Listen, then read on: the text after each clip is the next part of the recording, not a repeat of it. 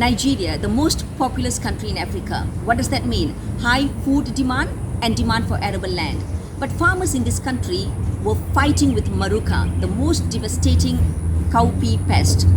Then in 2019 came a solution. The commercial cultivation approval for GM cowpea resistant to Maruca. If this cowpea reaches the hands of farmers the soonest, they will be able to produce more food using less land and less chemicals. In celebrating Africa's accomplishment in agri-biotechnology in the past 2 decades, join us. We are speaking to farmers, scientists, and other stakeholders. Agriculture is the backbone of life.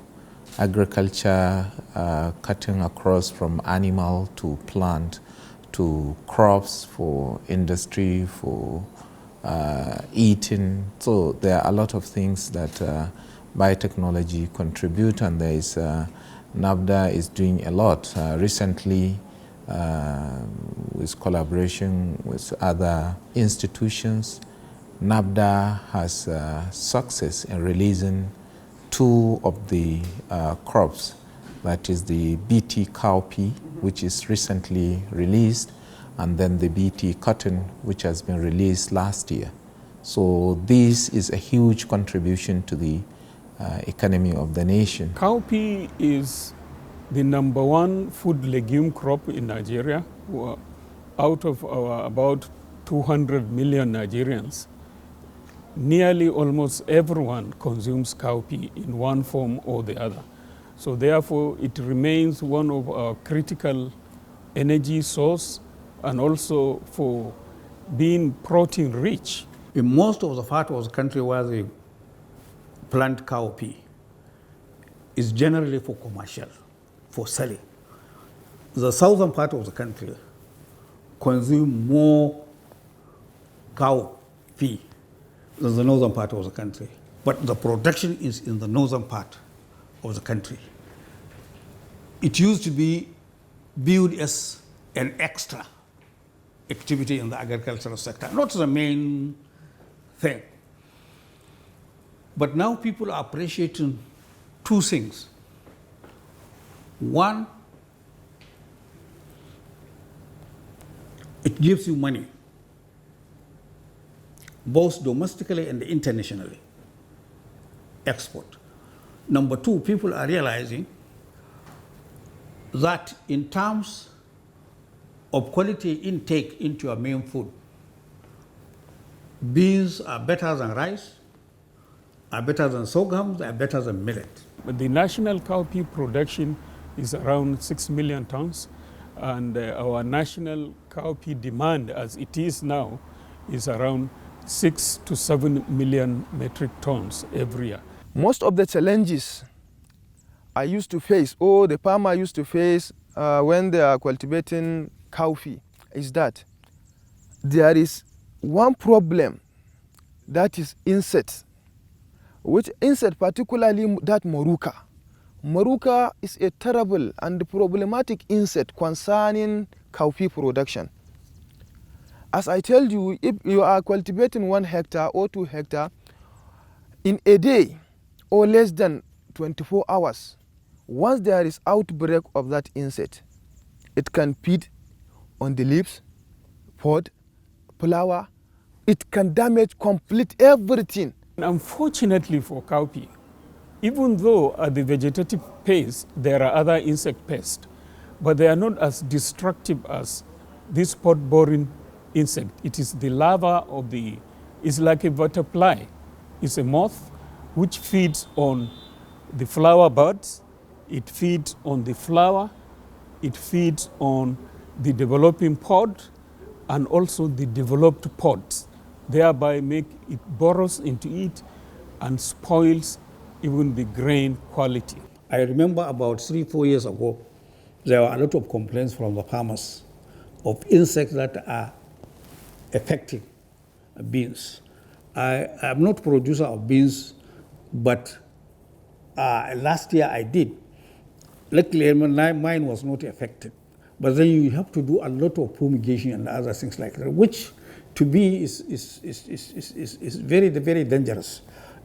Too much chemicals creates another problem for us.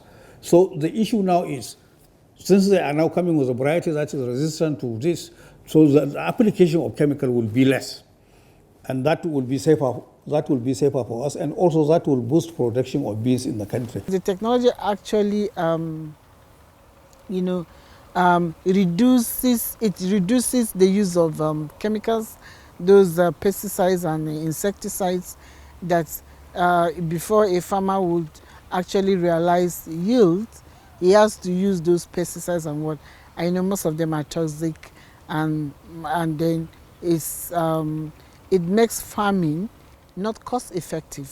Agribiotech, let's say, reduces farm inputs. The BT Cowpea plover, from the onset, there were a lot of opposition by the activists, but realizing the fact that our regulatory process is also based on complete scientific evidence, we were not deterred by such oppositions and criticisms and even antagonism.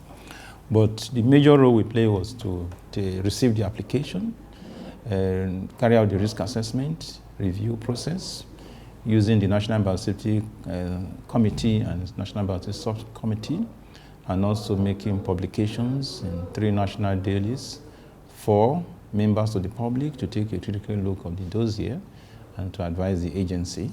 And apart from that, prior to the final release, the media was invited and briefed on what we are doing and what we're about to do, and we granted the approval.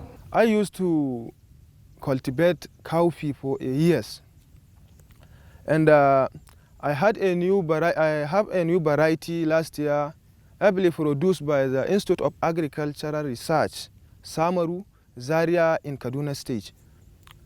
They bring a new variety of cowpea to test it, to assure us that the new variety of cowpea has a resistance of pest, and it has a drought tolerant, and it is fast growing cowpea. And I tested last year. In a less than kg I saw in my farm, I end up getting of 64 to 65 kg of that variety. When compared with that local variety we used to cultivate initially, we are not getting up to 16 to 12 kg per kg when we sow it. So that by then, to me, to farmer who take farming as a business or for leisure, no matter what you take farming is, yield is the matter. So that new variety of cowpea, PBR cowpea, it has a good potential of yield, as I tested last year. And that very variety, the cost of its production, it is almost very low when compared to that local variety in terms of pesticide. That is chemical spraying. So initially for that local variety we used to spray for 7 to 8 times, while that of local variety is reduced to 2 number of spraying. Nigeria was banned from export of red beans simply because the level of chemical applied in these red beans is so high for human consumption in the West. So naturally, they were not to.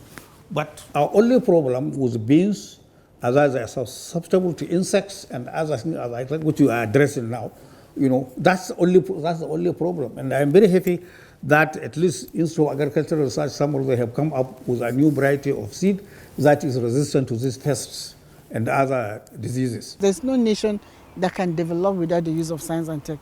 And there's no way you can transit from subsistence farming, to business farming in agriculture without the use of science and technology tools. And biotechnology tools, of course, is one of those great tools that have changed the stories of Brazil, The narratives of Brazil, Argentina, US, and what, they're all food secure today because of the application and the adoption of agricultural biotechnology. My drive has been the imagination of what farmers' face will look like, feel of happiness. That derived me, even when some daunting stumbling blocks came my way, that pulled me over and continued with it. So I'm personally fulfilled. We are happy that we are solving the problems of people, and we are happy that people are accepting the solution. We are happy that this thing is now creating a lot of joy in the face of our people, and this is what I'm happy about. This is what we as an agency are happy about, that we are providing a solution to a problem that is bedeviling our people. As a government, we are supporting these new innovations into the agricultural sector, and we are pumping in money across the board in this particular instance. The beans aspect, what worries me more, and I think what we should place attention on, is not only the issue of pesticide and other elements, chemical elements. No, we have to follow up with a sustainable agricultural extension service policy and activity. Very, very crucial in guiding the farmers on the application of chemicals on the beans in particular. One, that will bring back our export market. Two, it will become safer to eat. Three, it will also equally boost production. So that is very fundamental and very key to us in this country. And we are working desperately along that line.